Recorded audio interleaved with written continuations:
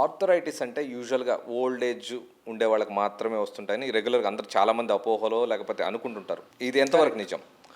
Arthritis అనేది old ఏజ్లో ఎక్కువ అనేది కరెక్టే, బట్ ఆర్థరైటిస్ ఓల్డ్ ఏజ్లోనే వస్తుంది అనేది రాంగ్.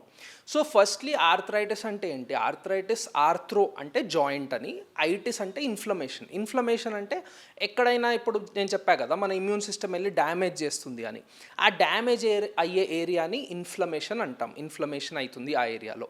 సో ఎప్పుడైతే జాయింట్లో ఇన్ఫ్లమేషన్ అవుతుందో దాన్ని ఆర్థరైటిస్ అంటాం. ఇప్పుడు అది వేరే వేరే కారణాలుగా రావచ్చు. ఒక మోస్ట్ కామన్ కారణం ఏంటి? మన ప్రెషర్ పడడం, డీజనరేటివ్ అంటాం. అంటే అక్కడ ఆ లోకల్ ఏరియాలో ప్రెషర్ ఎక్కువ మనం యూజ్ చేసి ఆ జాయింట్ని ఎప్పుడైతే డ్యామేజ్ స్టార్ట్ అవుతుందో అది డీజనరేటివ్ ఆర్థరైటిస్, ఓల్డ్ ఏజ్ వల్లనో ఎక్కువ స్ట్రెస్ వల్లనో వచ్చేది.